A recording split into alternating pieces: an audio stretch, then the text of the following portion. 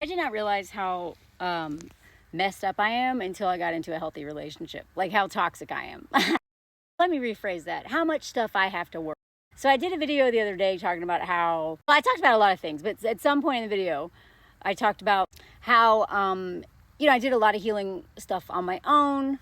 And then especially after I got out of an abusive relationship, but that it wasn't until I got into a healthy relationship and a safe relationship that I really realized I have so much more to work on. And how there are certain things that you are just not going to, that are not going to be triggered or provoked or, that are just not going to come to the surface until someone you are in close relation to, like a partner, until they're going to remind you of someone from the past or just, hold a mirror up to you. So what's crazy is that, I've always known that part of like codependency is being obsessed with everyone else to avoid yourself. I just got to show off this Miss Piggy shirt, by the way. I forgot to show that. I love this shirt. But a big part of codependency is being so focused on what everyone else is doing to avoid yourself. So for instance, mild version of this is people who come into my comments and you're like, I think you should change your hair, or I think something, or you shouldn't do this and you shouldn't do that. People who like try to manage other people and micromanage other people and give unsolicited feedback a lot of time. You might want to check out codependency. I'm just saying, because if you're super duper obsessed with what everyone else is doing all the time, it's a way to avoid yourself. The same way drinking or drugs or whatever is. It's avoiding dealing with your own hard things. It's much easier to have a project. A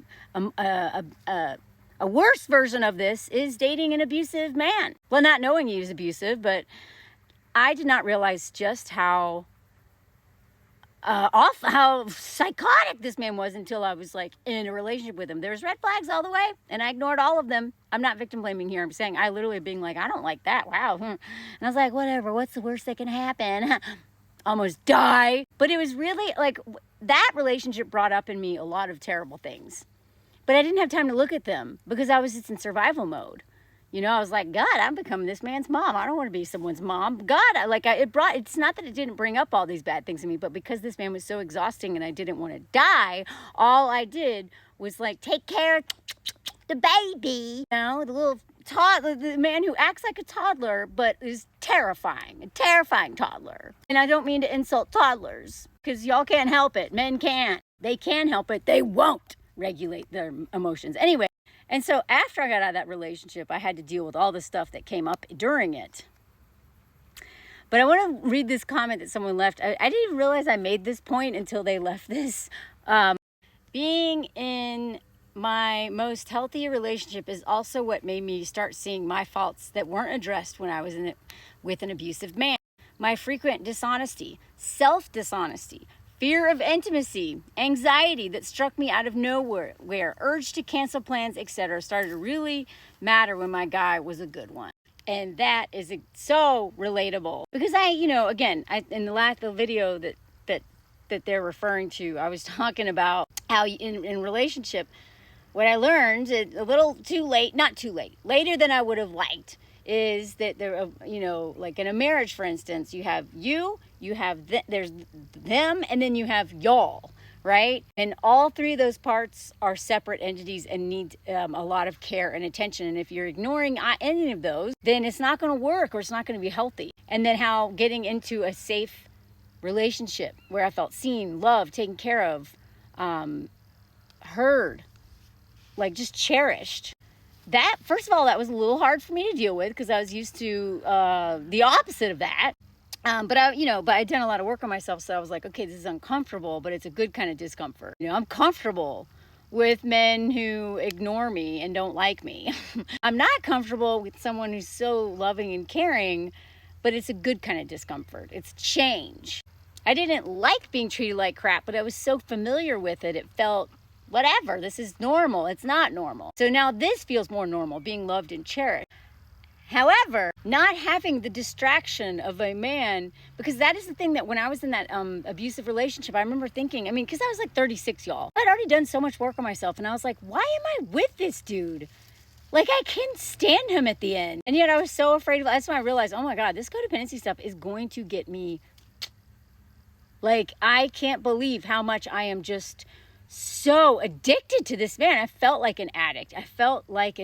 And I've had addiction in my past. So this felt so similar, like completely powerless over my inability to leave him alone. Just even when I literally went 3 states away, I was still texting him. I couldn't block him for a while until I finally had to. And then he faked his own death, but he said I have the text. It's hilarious. I've talked about it before. I'll do it in another video. Texted me, his friend Jake texted me he'd, found him hanging from a tree with a note around his neck, whatever. That's what he'd said he'd find. This is what happens when Melanie Hamlet loves you. Anyway, first person I ever loved.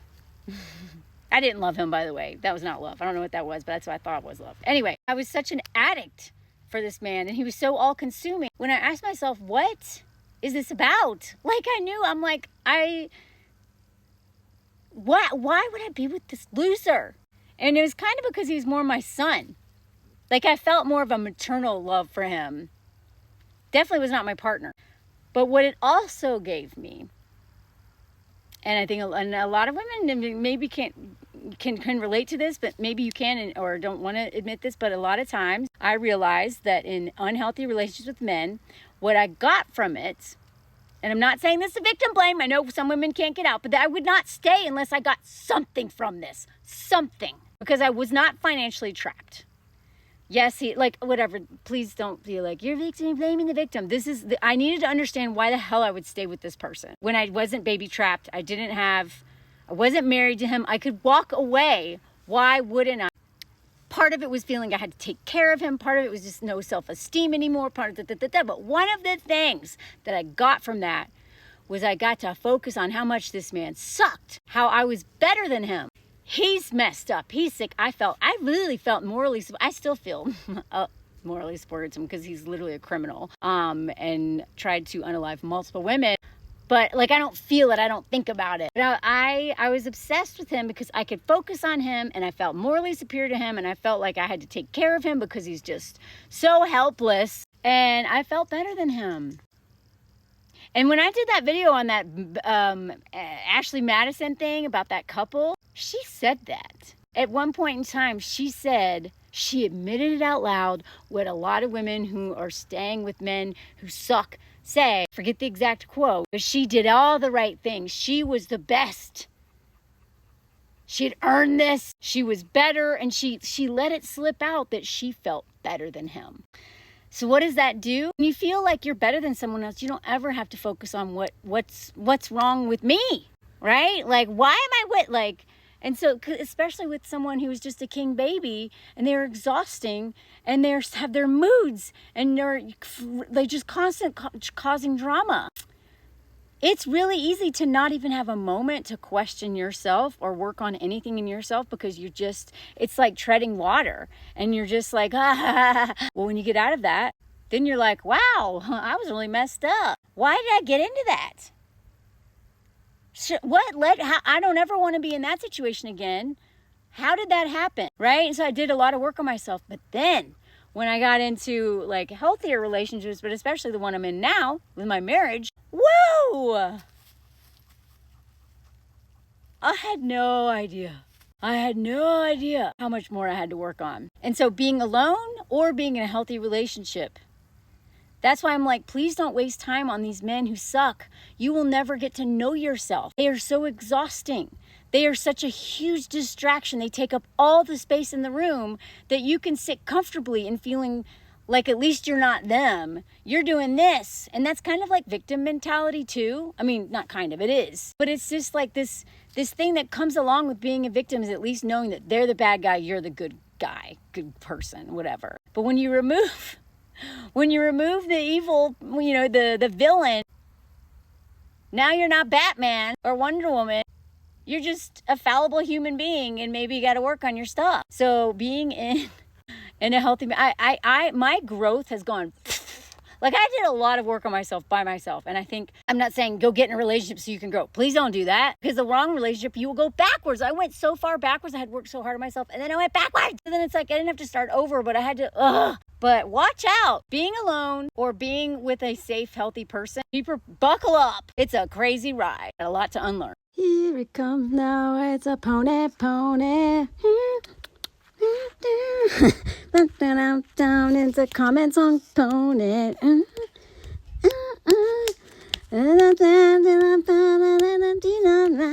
a pony, alright. I said, hey, come on, another pony. Ponies are everywhere. Ride your pony, Monet.